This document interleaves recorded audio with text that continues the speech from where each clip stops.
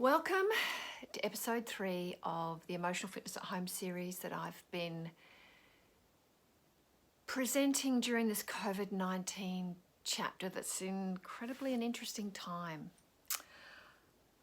I still see clients privately, and one of the common things that I'm hearing is that people are saying they're just feeling really flat.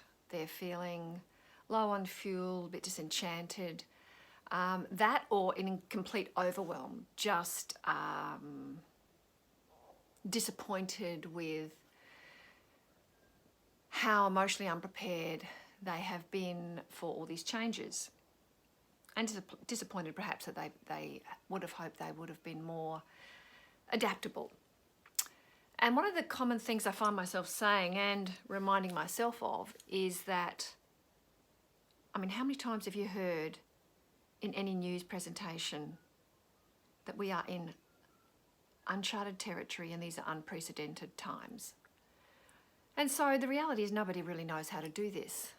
And emotional overwhelm and emotional flatlining, like dropping out of signal or being, elevated and agitated, seems to be the default setting that most of us can go to, that fight or flight. When things are happening that we don't have a script for or feel that they're sort of emotionally above our pay grade, I actually have been saying, because I believe it to be true, and I absolutely defend your right to disagree with me, it's just simply an opinion, but this COVID-19 is an act of God. Now, whether you believe in a God or not, it's a higher power, it's a universal energy and intelligence that our best minds on the planet are yet to be able to overcome. And in the meantime, we are all being given emotional homework on turning the volume down on the outside world. Now, some of us do our homework and some of us don't. Some of us use weapons of mass distraction and some of us go into fight or flight. So today's topic is sloth. And as I mentioned in the introductory video that I did, I'm really interested in language that we've used throughout the centuries that helps describe our inner emotional body, our inner landscape. 7 deadly sins, 7 chakras, 7 stages of grief. These are all frameworks that help us understand that these are common areas that people get stuck in, human beings get stuck in. Now, Marianne Williamson has done some amazing work and written some books that I just treasure as Bibles sometimes there. But her first book I read in the middle of my drinking and drugging back in early 1990s. I've been clean and sober one day at a time since October the 12th, 1995. And it was only really then that I started to have a look at my side of the street. I started to have a look at, my 7 deadly sins, my chakras, my stages of grief, and started to get some insight. And I needed skilled, wise, emotional Sherpas to come with me. I was blessed at 10 days clean and sober to meet a beautiful woman. Many of you will know if you've read any of my books. I call her Beautiful Barb. And she's a woman that's been a great comrade for me for the last 25 years, a day at a time. In many models, she would be called a sponsor, but for me, she's surpassed that role.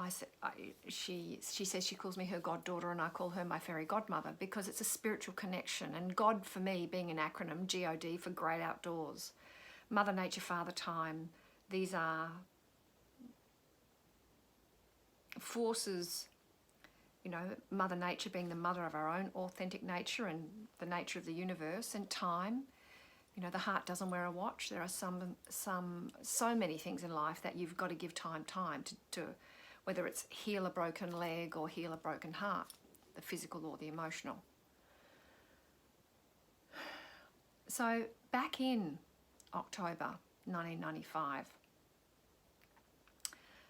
learning about my reactive fear-based responses, and Marianne Williamson's first book, and if you don't know of her and you haven't read any of her work, She's one of the trailblazers that started to have a spiritual conversation. A lot of her work's based on A Course in Miracles, and you know, that's a spiritual text, and it's not about whether you believe in it or you don't believe in it. It's either educational and it resonates with you or it doesn't. And I just really loved some of the language she used, and calling a miracle a return to love. And really, when you think about it, it's what a miracle is, where there's hate and unrest and disconnection and pain, when that's replaced with love and calm and heartfelt connection and healing, that feels like a miracle. We can go from hell on earth to heaven on earth. Now, how emotionally fit we are is a huge component of what the quality of our life emotionally unfolds like.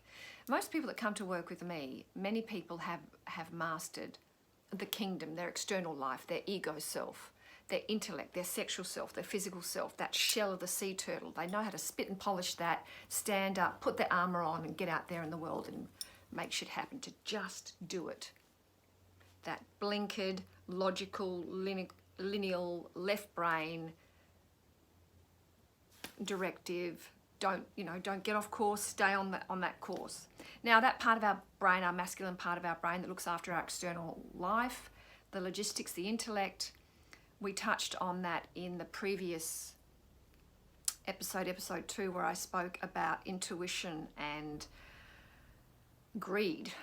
And often if we've only sort of if we're having one-way relationships and we feel half-hearted about life, often it's because our heart's not fully in it. It's just we're very good at external living, but behind closed doors, we're emotionally quite fragile, bankrupt, overwhelmed, or we get stuck in one of these energy centers. So the one sloth that I want to talk about today, another term for that's, we'll be talking,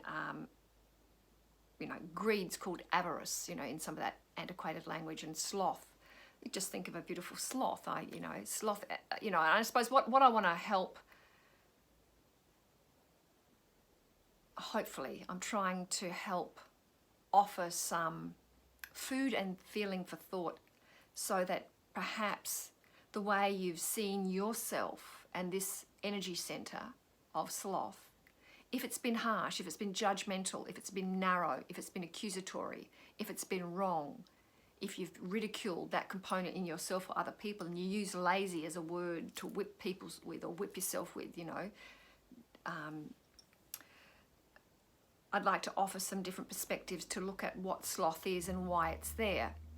And the 7 deadly sins, sin is a Latin word that simply means to miss the mark.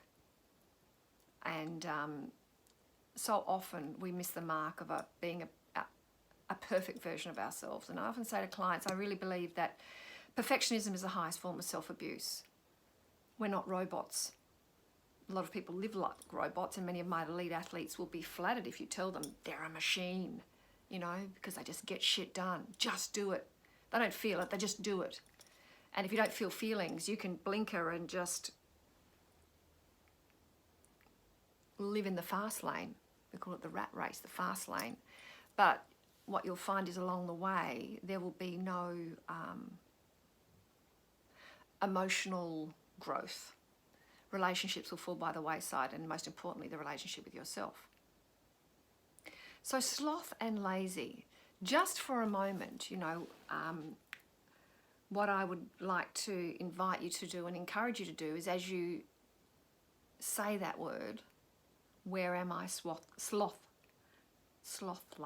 If you ask yourself, where are you sloth-like? And when and why do you call yourself lazy? Now, for many doaholics, they find relaxing stressful, and any form of relaxation they give themselves a hard time about. They've always got this to-do list on the go, and they get guilty if they sit down and do nothing. Now, the reality is, we are human beings, not robots. If we keep operating with these big to-do lists and, just never let up. And I had a client saying to me today that she was looking forward to, she'd been a raging addict, very successful athlete, but a raging addict with substances and alcohol.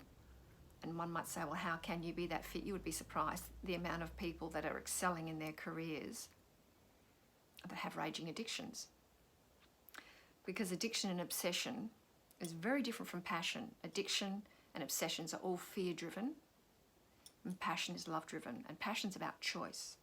And this woman was saying to me earlier today, she wanted to get back to her level of fitness that she had when she was using.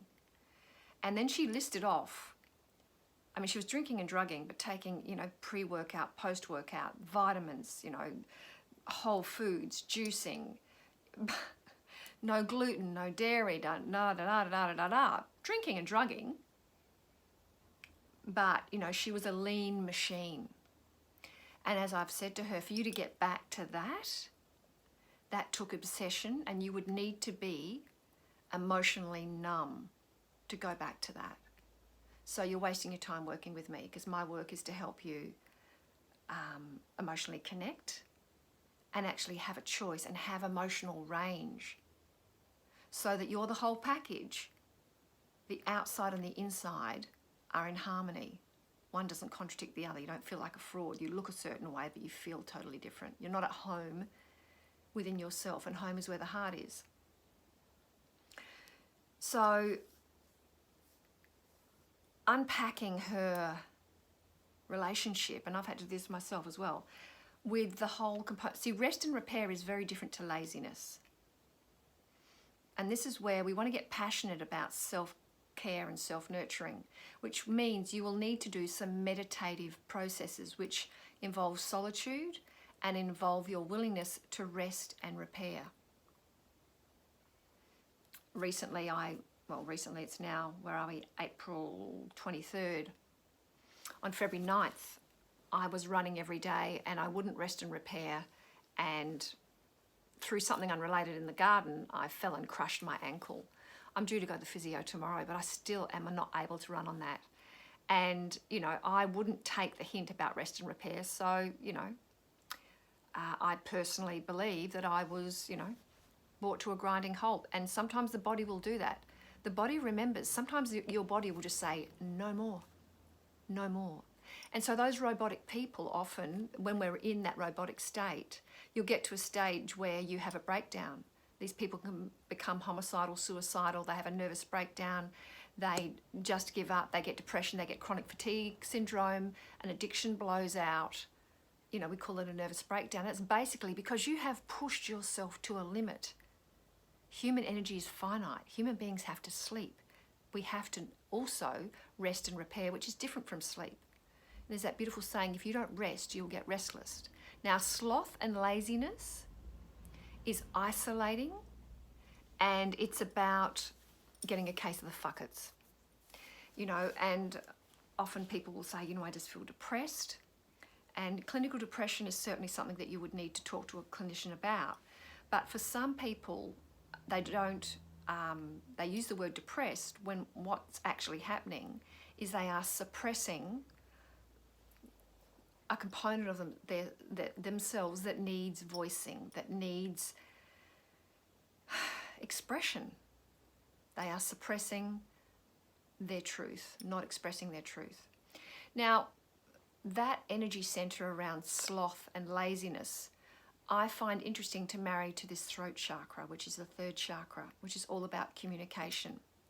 And the chakras, and if you don't know anything about the chakras, again, they're a beautiful Sanskrit philosophy around energy centers in the body, and all represented by colors, and just divine. It's a process. I personally meditate on the chakras every morning, and it certainly helps me feel that I start the day emotionally with a clean slate. It's like cleaning the leaves out of a gutter. These energy centers I need to have clear and open. My work is very much about sitting in a state of open-minded and open-heartedness with people so that they can, a bit like a personal trainer at a gym, they need to have a certain level of physical fitness so that they can journey with their client on that physical fitness journey. And so my emotional fitness, I need, I teach what I need to learn. I need to be able to make sure I'm a recovering drug addict alcoholic. I've had sexual abuse and domestic violence in my family of origin a predator inside of the home and a predator outside of the home. So I've had to do a lot of work on decluttering and detoxing a lot of fear. But on any given day, you know, I'm an addictive temperament. I'm a hypersensitive addictive temperament. That's not going to leave me. It's in remission at the moment. I haven't picked up a drink or a drug for 25 years. However, it can blow out in other weapons of mass distraction, other diversions. So when it comes to this chakra energy center, it's depicted in the chakras as a beautiful blue color. And what's very interesting is also when you look at the way we use language, we've labeled a whole genre of music under the blues. We talk about singing the blues, feeling blue. And I personally like to marry that to the fact that there's obviously something unsaid in this throat chakra. So we've been drawn, and blues is often about singing it out, you know, the Motown greats, you know, just Aretha Franklin, you know, Billie Holiday comes to mind, Eartha Kitt. I'm ancient, but if you listen to, you know, any beautiful blues singer, they have a capacity to go deep. I just think of Joe Cocker singing the blues, going deep.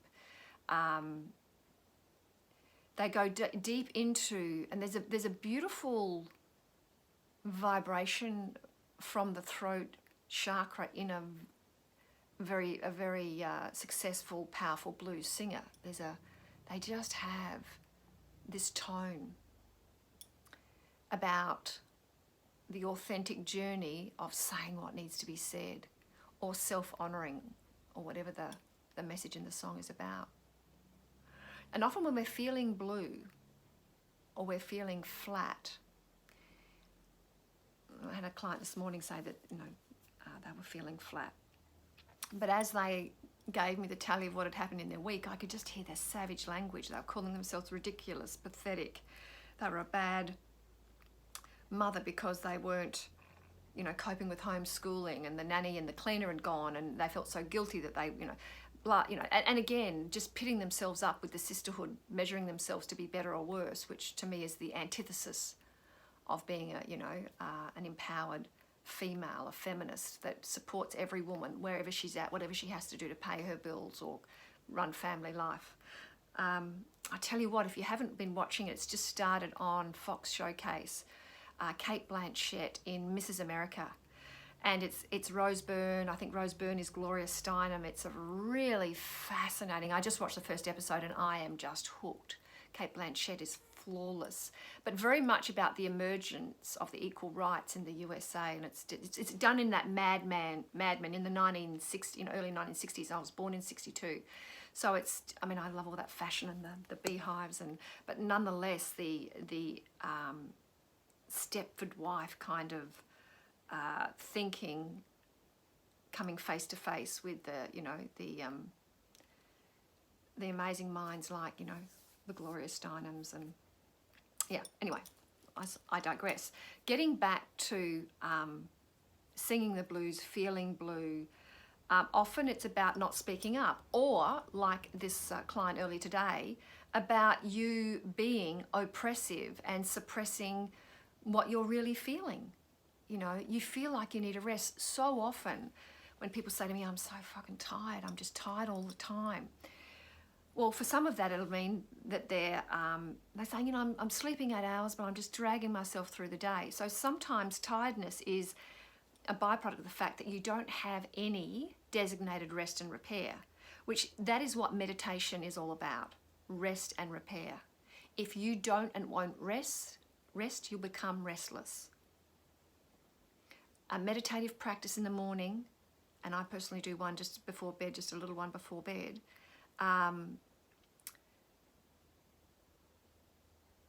What rest and repair does is reboot the heart. What you do is give yourself permission to catch your breath.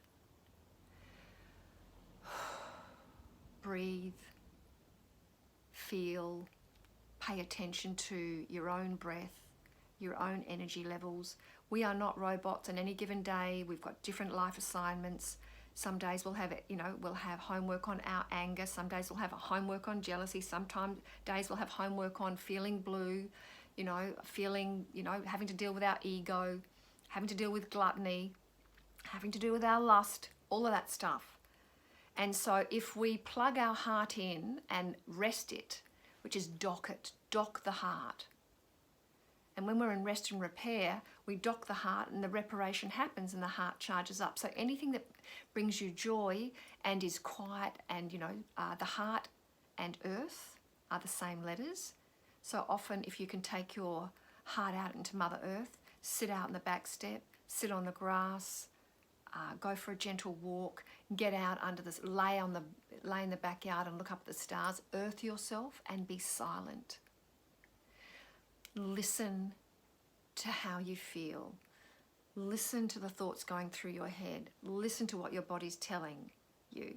Where's that energy? Do you have that ache in the lower back? Where's the energy? Do you have a lump in your throat? Do you have heartache? The body will tell you what's going on if you will listen. But in order to listen, we need to rest and be silent. And the word listen and silent are the same letters. And a lot of people have trouble being silent. First of all, which is what meditation is, listening to your own heart. If you won't listen to yourself and you don't get emotionally fit at listening to yourself, you're going to have a hard time listening to anybody else's emotions. You're going to interrupt them with logic. You're going to make them right, make them wrong. You might be able to be sympathetic, but you won't be empathetic. And empathetic is when we actually don't always get the emotional drivers, but we care that they're distressed and we hold the space. We don't have to intellectually get it. At a heart level, we care that they're distressed. So getting into this throat chakra here is very interesting. Now, how does sloth and laziness and that throat chakra marry? Well, my experience and observations have often told me that when people get lazy, it usually shows up, and the easiest way to spot it is when they go into the lazy survival mechanisms. They're not living, they're surviving. So they just go into fight or flight, black and white, all or nothing. I'm right, you're wrong. There's no fucking in between. Don't give me the emotions. I don't want to feel it. It's on or it's off. It's good or it's bad. It's black or it's white. And that's that, just that, this is the beginning, this is the end. I don't want to hear the fluff. I just want to get there the quickest way possible, the quickest route possible. I don't want to feel it. Now, when we are in fight or flight, we are a lazy communicator.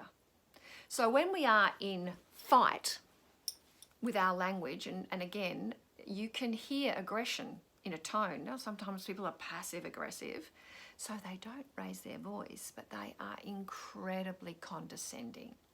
Oh, you're tired, are you? Oh, okay, tell me about it. So when we're aggressive, passive aggressive, or disrespectfully aggressive and making no attempt to mask it, what we are doing is working in shame, and that's fear-driven. And that's a lazy way to communicate, because it's easy to get into fight or flight. It's very easy to shame you and just dump it on you. Well, I wouldn't be feeling this way if you didn't A, B, C. It's your fault, blame, shame. I'm having a big feeling that I don't want to have, and that's your fucking fault. So if I can get rid of you, I can get rid of this hard feeling. Or if I can shame you into silence, and the acceleration of that, that aggression can often be rage and violence. And what is violence all about? Silence, shutting them the fuck up. I'm going to frighten you so much that you don't speak. So that's when we're in lazy. That's a lazy communicator. Some people don't use their words, they use their fists. Some people use their words, but they use them, and they're shame and blame based. That's a lazy way. You don't resolve conflict, you just add fuel to the flame there. Now, that's fight. Flight is the other lazy form of communication, where you just people please. Yeah, you just suck it up, build a bridge, drink a cup of concrete, and just keep the peace. And again, that's a very lazy way to communicate, because you will build resentment. When you say yes to them and no to yourself, you are starting a war with yourself. That's a form of self-harm. Now, when we are in rest and repair, we've got energy in the tank to be a constructive and clear and kind communicator, you need emotional muscle for that. I'll let you know when I've nailed it, by the way, but I'm getting better at what we call calm assertion. And that is when your heart and your mind are open, but you're very clear around your boundaries. Brené Brown, if you haven't heard of Brené Brown, she's another great one to Google. So Marianne Williamson and Brené Brown, brilliant orators. Another great bloke who's he's a beautiful writer. His name is Jeff, Jeff, Jeff Brown. He talks a lot about healing and just a real wordsmith. He's beautiful in his language. And also too, another one just to watch while we're all in lockdown. He's quite polarizing. Some people love or hate Russell Brand, but he is in recovery, and I find him, his dance between genius and madness I adore. He owns both of it, and he's quite brilliant. And he's just loaded one up today with talking to Ricky Gervais, who again I think is a brilliant mind that uses comedy and wit, just so skilled, such a skilled orator. Getting back to calm assertion, that is when we're in our power, where we stand up and speak up. Our feminine is going to honour the feeling, and our masculine, so our emotions and our logic, our feminine and our masculine are a team. They are united. So we're going to own the feeling, not shame ourselves or them. So these are all I statements, not you made me. I'm feeling unheard. You name what you're feeling, so you own it, but without shame or blame, and basically say, look, I'm getting upset by this. Can we make a time to sit down and have a cup of tea? I'd like to flesh this out and talk with you. I don't want to argue with you, and I don't want to upset you, but I certainly do. You've crossed a boundary for me, and it's a bit distressing.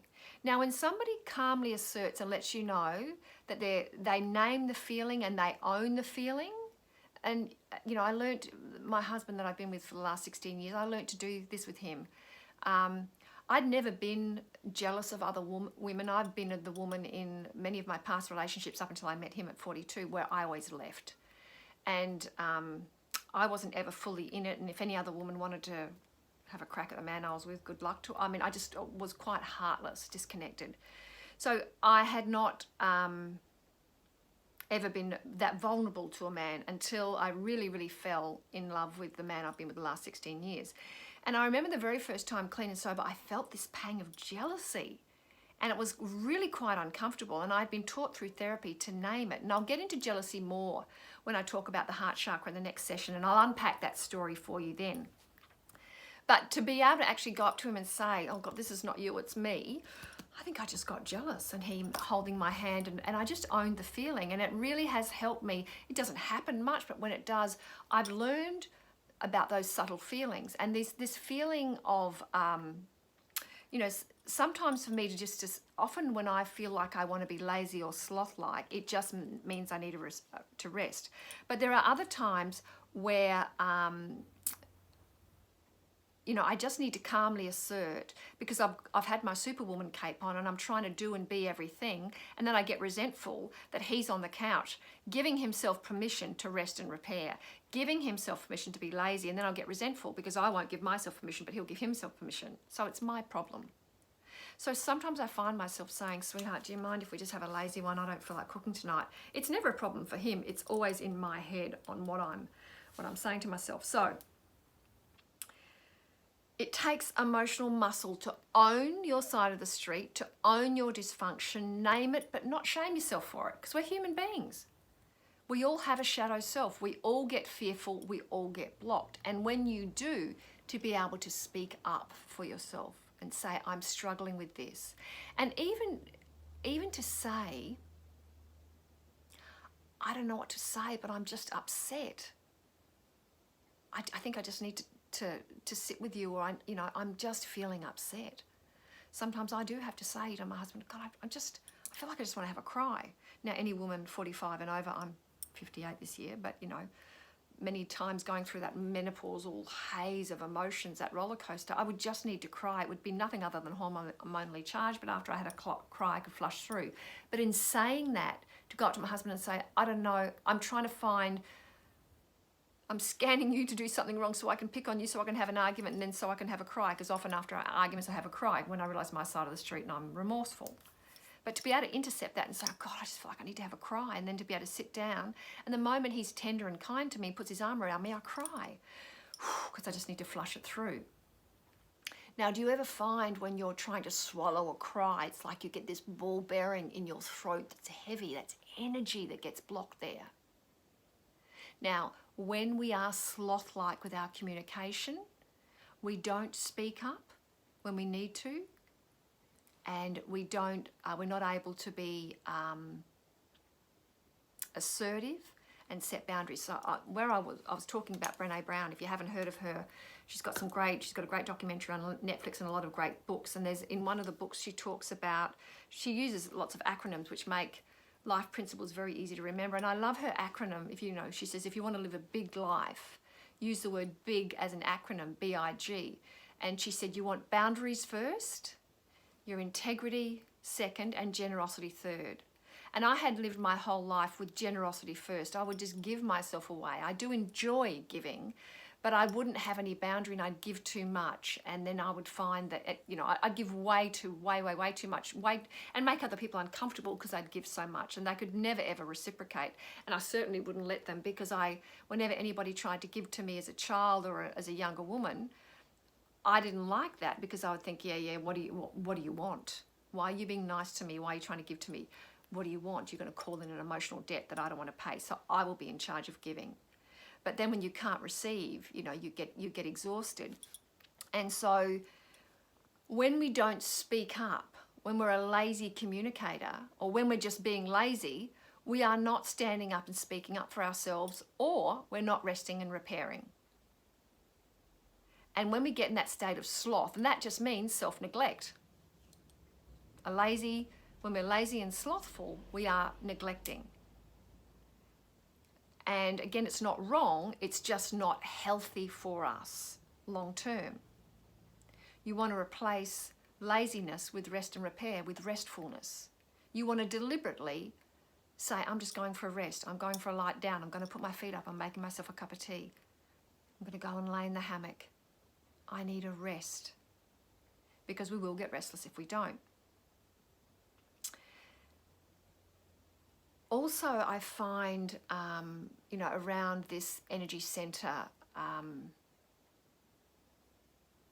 if you haven't been encouraged to articulate, and that is talk about your feelings, you can feel it get blocked. You can feel it come up and get blocked. And in that place, when you can see somebody's upset, just being silent and sitting with them, and then sometimes to be a calm and assertive communicator, when you can intuitively feel that somebody's upset, to come and sit with them and just touch them with love.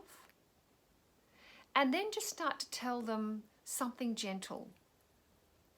Put some music on, talk to them about something gentle that's happened in your day, or something you might have been struggling with in your day. You want to drop the drawbridge from your heart to theirs, so that they know if they want to speak, they can come across. It's a beautiful thing when I'm working with clients that have been, many addicts that I work with have been numbed off emotionally for such a long time. And when they first birth, giving themselves permission to say something they've never said before, something they've been deeply ashamed of, or something they've been frightened to admit, or something that's so beautiful they've been scared to be judged if they admitted that they had this quiet gift that they kept hidden because they were too scared to feel good about themselves. It's a beautiful thing to watch people giving voice to their heart, articulating for the first time. When you watch a couple that are really in love say their wedding vows, you can hear the energy come up through the throat.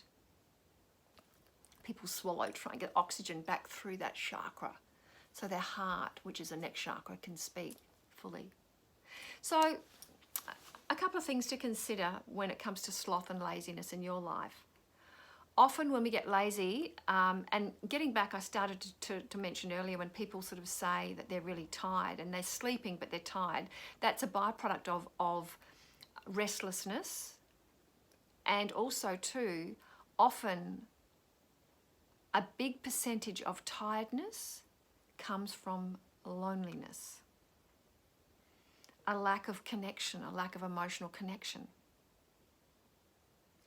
And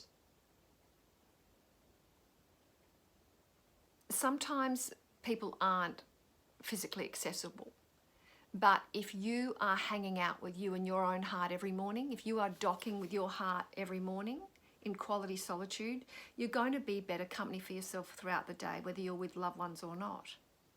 But often too, people get lonely because they score keep in relationships. They might want to hug, they might want to be sexually intimate, they might want to say something, but they're waiting for the other to say it. They're in their teenage self, they're scorekeeping. And I remember my therapist explaining to me, I was the first one to say to my husband that I loved him, and it was involuntary. And I remember my therapist saying, well, saying to somebody that you love them is like giving them a gift of flowers. You only do it when you don't want something in return. If you're saying I love you to hear it back, that's a trade and it's a manipulation, and it can feel like a duty. And I remember I was laying on his chest. We just had a really lovely weekend together, and I knew I was going to have to go back to my house. And it was just a tender moment, and it came out of my mouth like a verbal fart I couldn't control. And I was as embarrassed had I farted for the first time in front of him, because we were new lovers. I was laying on his chest and I just said, I love you. And as I said it, it was such a beautiful feeling, and tears welled up in my eyes. And I remember him just stroking my hair, and he said to me, thank you, I can feel that.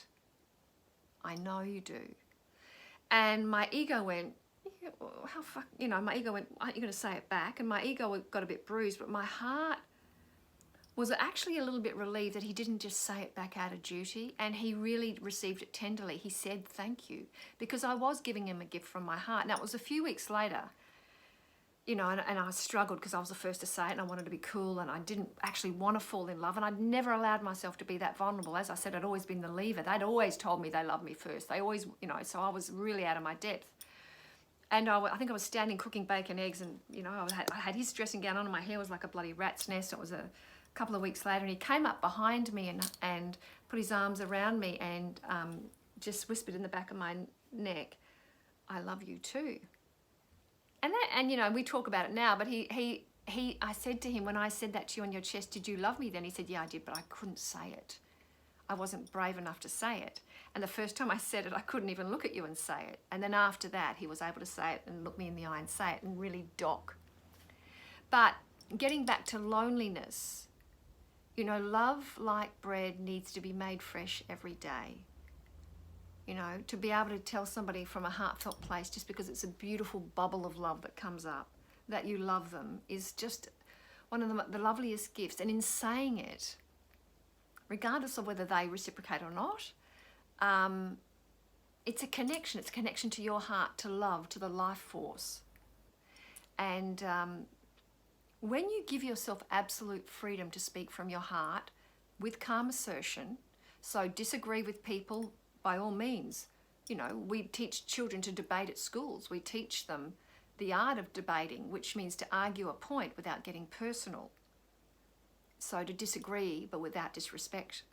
So when you've got the freedom to actually honour everything you feel, and to calmly assert and set your boundaries, put your generosity after your boundaries, and we've got to teach people what our boundaries are.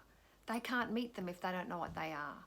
And many people that I work with don't even really give themselves much time on understanding what their deal breakers and their deal makers are until somebody crosses a boundary. So sloth and laziness, when they're fear-driven, are destructive, and they keep us disconnected from our life force. Being a lazy communicator means we get aggressive or submissive. Being empowered communicator from calm assertion means you're going to have it in the tank. It takes emotional energy. The truth is longer than a lie. If you want intimacy, that takes time. And if you won't give your relationships time, you won't have any intimacy. And I love that breakdown of that word intimacy. Into me see. If you won't let them see into you, how can they love you fully for all of who you are? And we as human beings are flawed and fabulous. On any given day, we can be an angel or a dickhead. We've all got that capacity. So have a think about your relationship with these words, sloth and laziness. Have a think about how often you allow yourself to feel, and to have a ritualized practice of rest and repair, because if you rest and repair, the heart charges up like bars on the mobile phone. If you rest and repair, which is love-driven, sloth and laziness are fear-driven. If you rest and repair and go, you know, for me, when I first moved in with my husband, he knew I meditated every morning, and I still do. And it's a, you know, it's a part of him living with an addict in recovery. I need an hour every morning.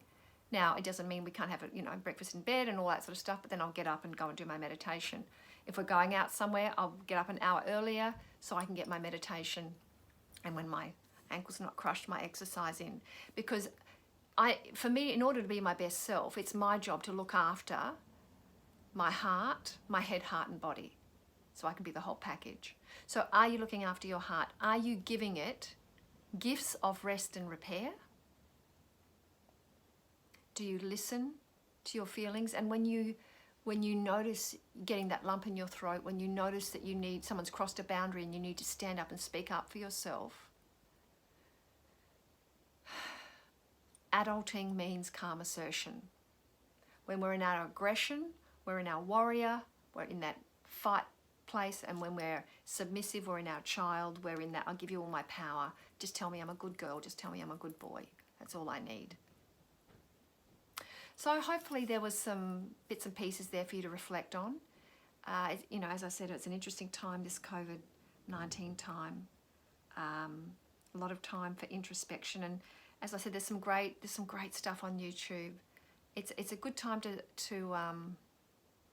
do some internal renovations, and I must admit,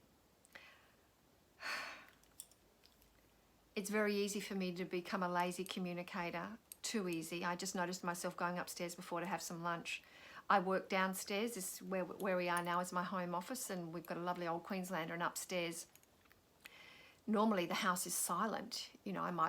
I go upstairs at lunchtime and I just rest and repair before my next client, but my husband's working from home upstairs, and then when I go upstairs he often wants to chat and engage, and it's very easy for me to get into just people pleasing him and talking to him, thinking, oh my God, I just need to now go and water the garden because this is not enough time for me to reboot, or just stonewalling him and not talking, or basically he's so good, it's often it's the issue with me.